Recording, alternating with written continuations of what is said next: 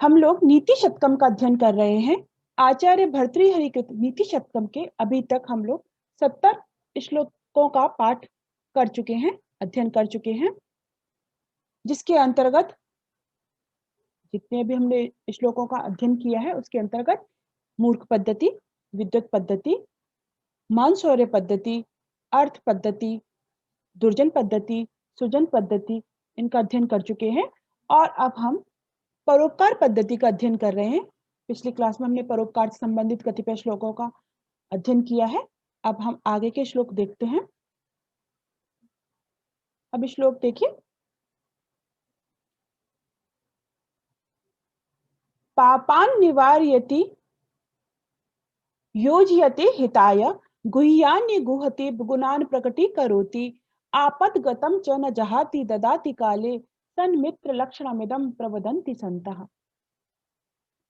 यहाँ पे अच्छे मित्र के लक्षण बताए गए हैं। सन्मित्र लक्षणम, सन्मित्र अच्छे मित्र के। अच्छा मित्र कौन सा होता है? जैसे पिछले अब श्लोक का भी अध्ययन कर रहे थे, पहले भी हम लोगों ने देखा था कि जो समय आने पर मतलब आपत्ति काल में और सुख के समय में, यानी विपत्ति के समय और सुख के समय दोनों ही स्थिति में व्यक्ति के साथ रहता है, समान रहता है, उसे अच्छा मित्र कहते हैं। ठीक है, अब यहाँ पे उसी को आगे अच्छे से बता रहे हैं, पूरा मित्र का ही लक्षण दिया है यहाँ पे। वो हमने श्लोक देखा था कि अच्छा पुत्र क्या है, अच्छा मित्र कौन है और अच्छी पत्नी कौन है। अब यहाँ देखिए अच्छे मित्र का लक्षण बताते हुए कह रहे हैं, पापान यानी पापात निवारयति, पाप से रोकता है। जो अच्छा मित्र होता है वह व्यक्ति को पाप नहीं करने देता। गलत काम कर यदि कोई करता है तो उसे कहता है कि भाई ये गलत काम है, वो उसे रोकता है। माइक म्यूट कर दें सब लोग। पाप से रोकता है, हिताय योज्यते, हिताय माने कल्याण के कार्यों में, योज्यते माने लगाता है। अच्छा मित्र क्या करता है, कोई गलत काम करता है, भाई ये गलत काम है इसे मत कर, उसे अच्छी सीख देता है हमेशा। और यदि कोई अच्छा काम होता है, अच्छा ये भी तू कर ले, मैं भी कर रहा हूँ, ये अच्छा कार्य है, इसको मतलब ऐसे वो उसको प्रोत्साहित करता है, अच्छे काम में प्रवृत्त करता है। गुह्यानि गुहति, गुह्यम माने जो छुपाने योग्य बात है, ऐसी बात है जो सबको नहीं बतानी चाहिए, कुछ उसकी जो पर्सनल बातें हैं वो सबके सामने प्रकट नहीं करता। निगुहति माने छिपा लेता है। जो व्यक्ति की अच्छी, अपने मित्र की जो उसकी अच्छी बातें होती हैं उनको तो वो प्रकट करेगा, लेकिन जो उसकी छुपाने योग्य बातें हैं उनको वो छुपा लेता है। और गुणान प्रकटीकरोति, और उसके गुणों को प्रकटीकरोति माने प्रकाशित करता है, सबके सामने कहेगा अरे यार इसमें तो ये अच्छा गुण है, इसमें ये अच्छा गुण है। और जो उसकी छुपाने योग्य बातें हैं उनको छिपा लेता है।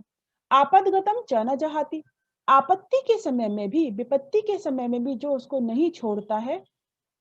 और ददाति काले, समय आने पर यदि मतलब उसकी आवश्यकता है तो उसे दान भी देता है, उसे आवश्यकता करता है, उसे सहायता करता है, उसकी हेल्प करने के लिए हमेशा तत्पर रहता है। सन्मित्र लक्षणमिदम, सन्मित्र माने अच्छे मित्र के, लक्षणमिदम ये इदम लक्षणम, ये जो लक्षण है, प्रवदंती माने कहते हैं कौन, संतः माने सज्जन व्यक्ति अच्छे मित्र के ये लक्षण बताते हैं। तो बेटा यहाँ पे बहुत ही सुंदर तरीके से एक अच्छे मित्र के लक्षण बताए गए हैं। अच्छा मित्र क्या कौन होता है, तो देखिए जिसमें ये लक्षण हो, जिसमें हो, वो समझ लो कि तुम्हारा अच्छा मित्र है। क्या करता है वो, तुम्हें पाप करने से रोकता है, अच्छे काम में प्रवृत्त करता है, छुपाने योग्य बात को छुपा लेता है, गुणों को प्रकट करता है, सबके सामने बताता है कि इसमें तो ये नैपुण्य है, ये कुशलता है। और आपत्ति के समय में भी उसको छोड़कर नहीं जाता, विपत्ति आने पर भी उसके हमेशा साथ रहता है, समय आने पर उसकी सहायता करने के लिए तत्पर रहता है। ये अच्छे मित्र के लक्षण संतों ने, सज्जनों ने बताए हैं। तो यहाँ पे अच्छे मित्र के लक्षण बताए गए। तो मैं तुम्हें कई बार बता चुकी, कैसे भी तुमसे पूछ सकता है मोल्ड करके, घुमा फिरा के, कि अच्छे मित्र के लक्षण कौन से हैं। तो 3 सही दे देगा, एक उसमें अलग दे देगा, तो तुम्हें पॉइंट आउट करना आना चाहिए कि कौन सा इसमें सही है। वसंतल का चंद्र समुच्चय अलंकार है। अगला देखो, पद्माकरम दिन करो विकची करोति चंद्रो विकासयति कैर्वचक्रवालम नाभ्यर्थितो जलधरोपि जलम ददाति संतः स्वयं परहिते कृताभियोगः। परोपकारी जो स्वभाव बता रहे हैं सज्जनों का, जो दूसरों के कल्याण के लिए ही हमेशा प्रवृत्त रहते हैं, दूसरों के कल्याण में लगे रहते हैं, उनके बारे में बताते हुए कहते हैं उनका स्वभाव कैसा होता है उसके बारे में बता रहे हैं, अन्य से सामान्य बताते हुए। जैसे कि देखो, पद्माकरम दिनकरा विकची करोति। क्या कह रहे हैं? दिनकरा माने, दिनकर माने सूर्य, वो क्या करता है? पद्माकरम माने कमल के समूह को, विकची करोति माने विकसित कर देता है। वो उससे कहे, और यदि हम ये वाला पद उसमें सब में जोड़ सकते हैं, नाभ्यर्थिता माने बिना याचना किए भी, वो उससे कहे चाहे नहीं कहे, लेकिन वो क्या करता है? सूर्य जैसे ही उदित होता है कमल के समूह को विकसित कर देता है। चंद्रः विकासयति कैरव चक्रवालम, और चंद्रमा क्या करता है? कैरव यानी कुमुदनी के समूह को विकासयति माने विकसित कर देता है। चंद्रमा कुमुदनी के समूह को विकसित कर देता है। नाभ्यर्थितः जलधरोऽपि जलम ददाति, नाभ्यर्थितः माने याचना नहीं किए जाने पर, उससे मांगता कोई नहीं है, तब भी क्या करते हैं? वो स्वयं ही, मेघ क्या करता है? स्वयं ही, जलधरा माने जल को जो धारण करता कौन है? बादल, मेघ स्वयं ही जलम ददाति, जल देता है, जल प्रदान करता है, वृष्टि कर देता है, वर्षा के माध्यम से जल प्रदान करता है। संतः स्वयं परहिते कृताभियोगा, उसी प्रकार से जो संतः माने सज्जन व्यक्ति होते हैं, स्वयं माने अपने आप ही, परहितेषु माने दूसरों के कल्याण में, दूसरों के लिए यानी परोपकार के कार्यों में स्वयं ही कृताभियोगा माने प्रयत्नशील रहते हैं। उनसे कोई कहे चाहे नहीं कहे, वो परोपकार के कार्यों में लगे रहते हैं। कौन? संतः। सज्जन व्यक्ति जो होते हैं वो स्वयं ही दूसरों को कल्याण को करने में प्रयत्नशील रहते हैं, लगे रहते हैं। तो यहाँ पर सज्जनों के स्वभाव के बारे में बताया है। तो कैसा है वो? उन उस कमल के समान जिसको चंद्रमा विकसित कर देता है।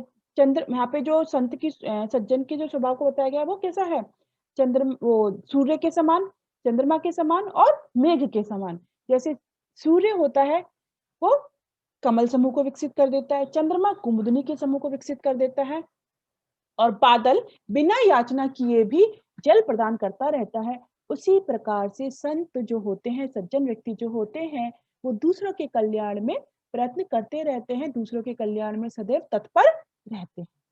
अत्यंत ही परोपकार से संबंधित श्लोक है। अपन लोग जब भी परोपकार संबंधित निबंध लिखते थे, तुम लोगों ने देखा होगा, तो उसमें भी हम इस श्लोक को उद्धृत करते आए हैं हमेशा।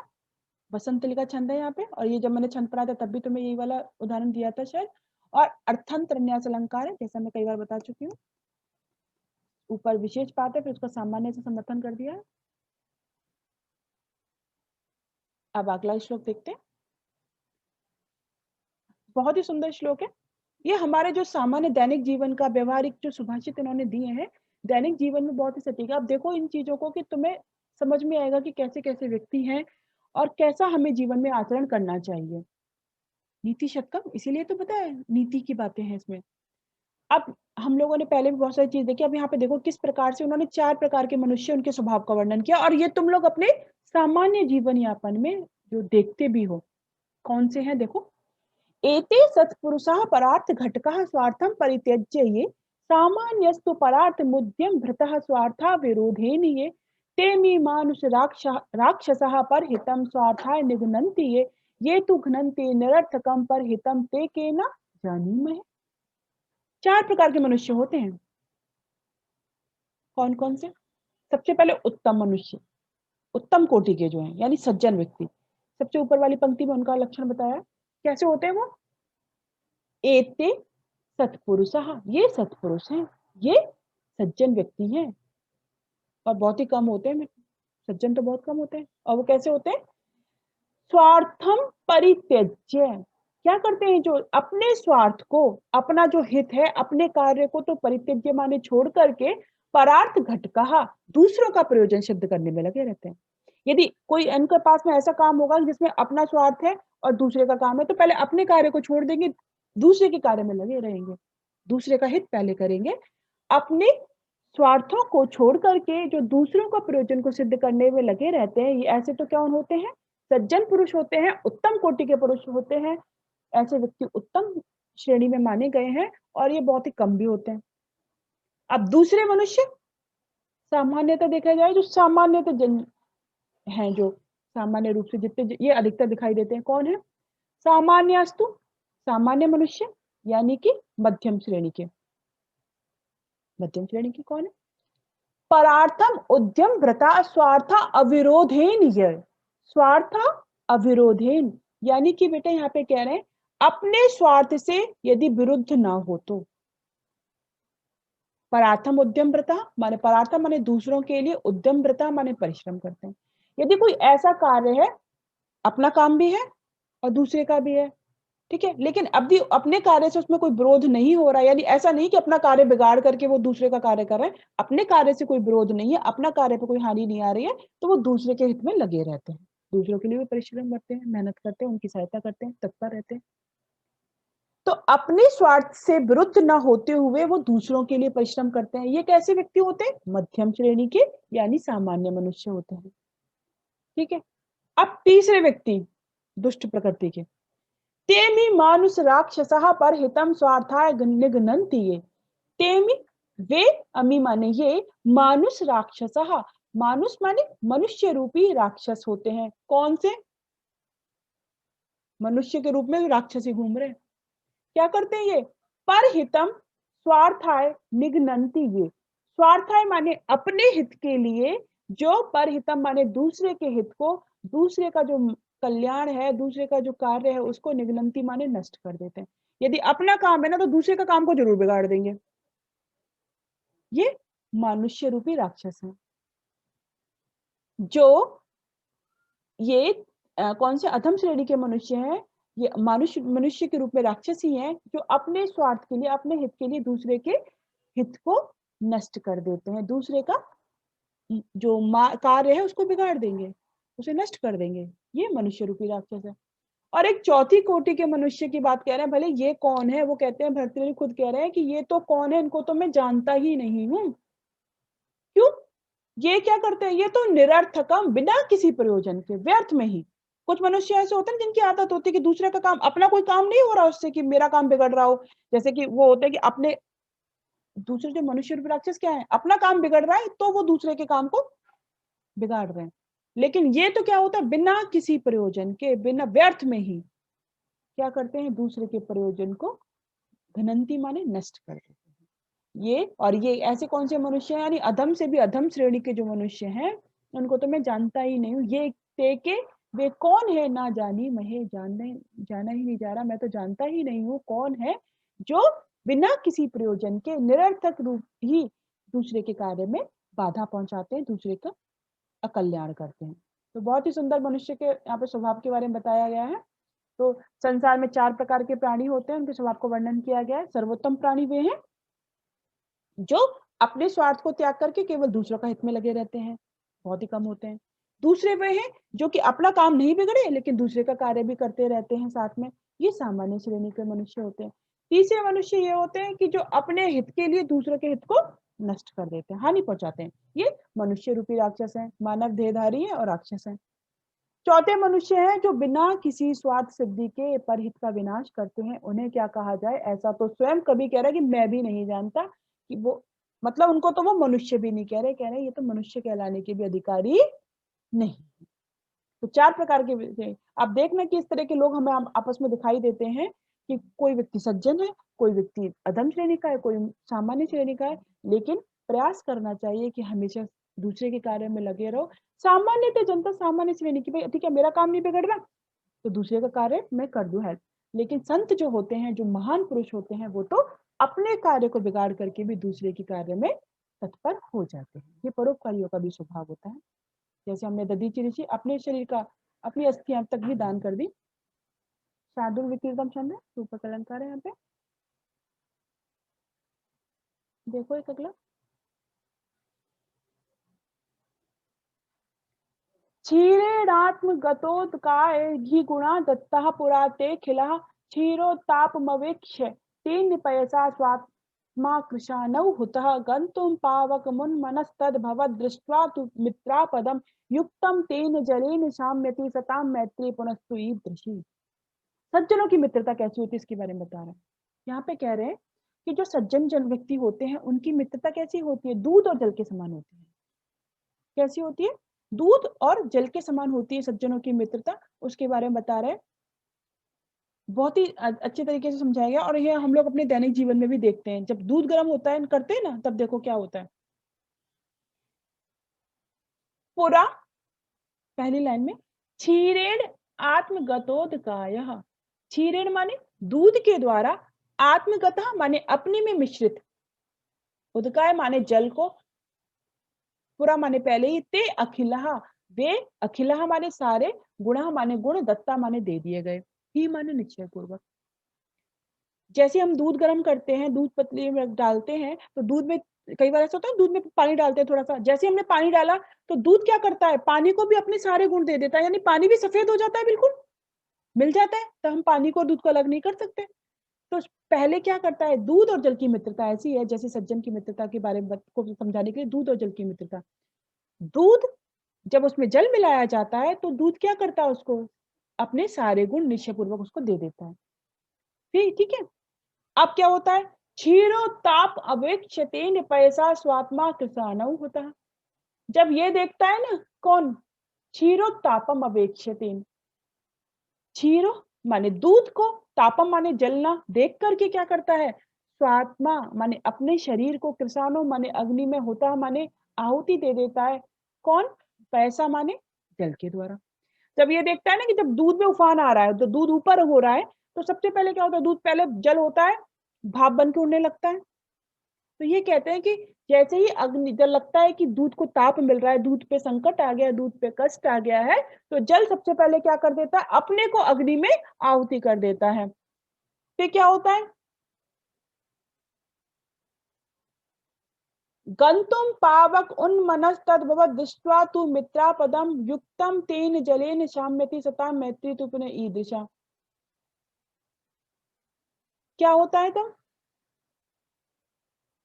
तत्तु मित्रापदम दृष्ट्वा, उस मित्र की आपत्ति को देख करके, पावकम गंतुम उन्मनः, जो अग्नि की ओर जाना चाहता है।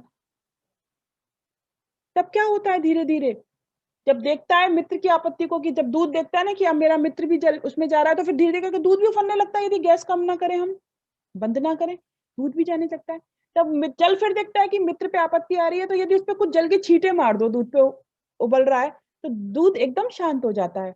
तो वही चीज कह रहे हैं कि मित्रापदम, मित्र की आपत्ति को देख करके, और कैसा है वो, पावकम माने अग्नि को, गंतुम माने जाने के लिए, उन्मनः माने जो उत्सुक हो गया है, ऐसे इस कारण से उसको क्या करता है, जलेन शाम्यति, जल से युक्त होकर ही वह शांत हो जाता है। जब उसे पुनः उस पर जल के छींटे पड़ जाते हैं, तो वह दूध शांत हो जाता है। सताम मैत्री पुनः तो ईदृशी, सज्जनों की मित्रता तो ऐसी ही होती है, सज्जनों की मित्रता ऐसी होती है। यहाँ पे एक बहुत ही सुंदर उदाहरण से समझाया गया है, तो समझ में आ गया होगा, एक बार पुनः देख लो। पहले दूध के द्वारा अपने अंदर जो जल मिलाया गया है उसको वे सारे गुण दे देते हैं। उसके बाद में कह रहे हैं कि दूध पर ताप को देख करके जल के द्वारा अपने शरीर को अग्नि में आहुति कर दी जाती है, आहुति दे दिया जाता है। तब जल, दूध भी जब अग्नि की ओर उत्सुक होता है अपने आप को उसमें आहुति देने के लिए, ऐसे मित्र की आपत्ति को देख करके उसे उस जल से ही शांत कर दिया जाता है, जल की छींटे लगाकर उसे शांत कर दिया जाता है।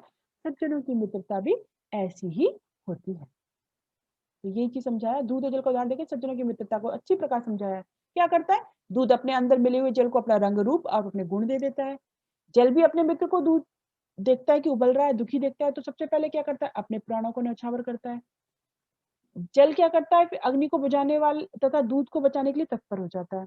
किंतु अब जब दूध देखता है कि भाई मेरा मित्र को अग्नि में जा रहा है, मेरे मित्र पर संकट आ गया, तो पानी अग्नि से गिरता देखकर वो अपने मित्र की आपत्ति से दुखी हो जाता है। दूध तो वो भी अपने जीवन की परवाह नहीं करता, वो भी जल के साथ होता है कि मैं भी फन जाऊंगा पूरा, वो भी अग्नि में जाना चाहता है। तो पुनः दूध को जलता हुआ देख करके, जल से युक्त होकर के जल के छींटे डाल डाल दिए जाए दूध पे, तो दूध शांत हो जाता है। यही चीज अभी हमने देखी श्लोक में। तो सज्जनों की मित्रता भी ऐसी होती है, सज्जन भी क्या करते हैं, अपने मित्र को बचाने के लिए प्राणों की परवाह कभी नहीं करते, अपने प्राणों तक को न्यौछावर कर देते हैं। अपने मित्र की आपत्ति जब वो देखते हैं कि मित्र की आपत्ति शांत हो गई, तब वो आराम से रहते हैं। यही हमने अच्छे मित्र के लक्षण देखे थे कि आपत्ति में भी वो छोड़ के नहीं जाता है। तो अपने मित्र को आपत्तियों से रहित पाकर ही वे शांत रहते हैं, आनंदित रहते हैं। तो यहाँ पे सज्जनों की मित्रता बताई गई है कि सज्जन ऐसे होती है, उनकी मित्रता दूध और जल के समान। बहुत ही सुंदर श्लोक है। ये हम देख रहे हैं कि दैनिक जीवन में हम सब चीज़ें अनुभव कर रहे हैं और ऐसा सज्जन होता है, ऐसा और हम लोगों ने पहले जो देखा है ऐसा दुर्जन होता है, ये परोपकारियों का स्वभाव है। तो बहुत ही सुंदर तरीके से आचार्य भर्तृहरि ने और बहुत ही सामान्य व्यावहारिक उदाहरणों से ये चीज़ें समझाई हैं, जो एकदम हृदयग्राह्य हो जाती हैं। साधु विकृतम छंद है यहाँ पे, उत्प्रेक्षा अलंकार है, अर्थांतरण्य अलंकार है दोनों। अगला एक देखते हैं, लास्ट। इतः स्वपीति केशवः कुलमितस्तदीये दिशा मितश्च शरणार्थिनः शिखरिणां गणः शेरते इतोऽपि वडवानला सह समस्तसंवर्तकै अहो विशतमूर्जितं भरसहं च सिन्धुर्वपुः। क्या कह रहे हैं यहाँ पे? सज्जन महापुरुष जो होते हैं उनका स्वभाव बताया जा रहा है, वो समुद्र के समान सभी को आश्रय देने वाले होते हैं, जो सज्जन व्यक्ति होते हैं और उदार होते हैं, उसको बता रहे हैं। इतः माने समुद्र के समान बता रहे हैं, तो समुद्र की उपमा देते हुए समझा रहे हैं यहाँ पे बेटे देखो। इतः स्वपीति, इधः, इतः माने इधर, तो केशवः माने भगवान विष्णु, स्वपीति माने सो रहे हैं। समुद्र में एक तरफ तो भगवान विष्णु का निवास स्थान है, शयन कर रहे हैं भगवान विष्णु। इतः माने दूसरी तरफ क्या हो रहा है? तदीय दिशाम कुलम, उनके शत्रुओं का समूह। इतश्च और इधर शरणार्थी माने शरण को चाहने वाले, शिखरणी नाम गण, पर्वतों का समूह। इधर उनकी शरण को चाहने वाले पर्वतों का समूह सो रहा है। इतः भी वड़वानला, इधर भी क्या हो रहा है? वड़वानल। और दूसरी तरफ क्या? समस्त संवर्त, इधर इधर समस्त संवर्त कई सह, समस्त संवर्तक माने प्रलयकालीन बादलों के साथ वड़वानल है, जल की अग्नि।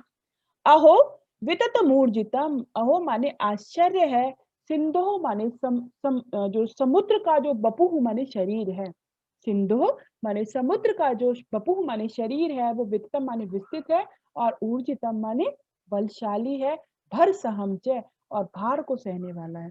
समुद्र के अंदर कितना सारा सब कुछ है, अत्यंत ही विशाल हृदय है उसका, अत्यंत ही वो बलशाली है और संपूर्ण भार को सहन करने वाला है।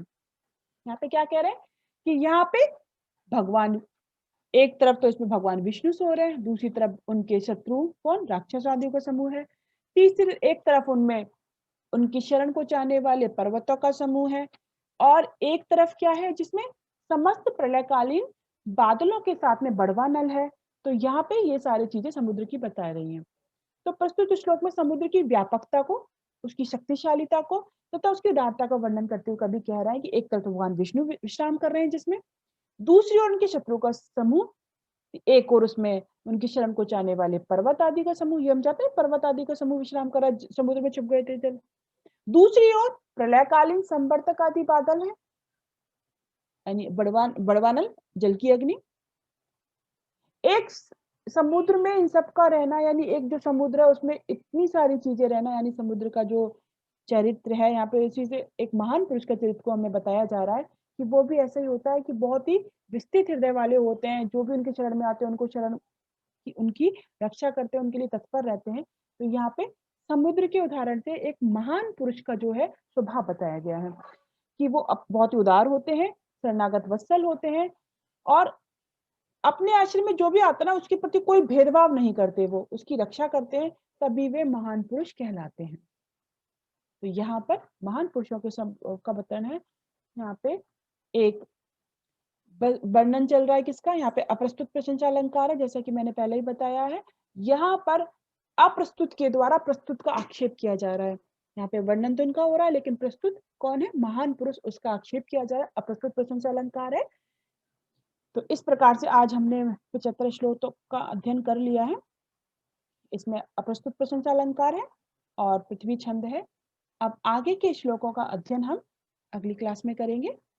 आज की क्लास में यही समाप्त करते हैं।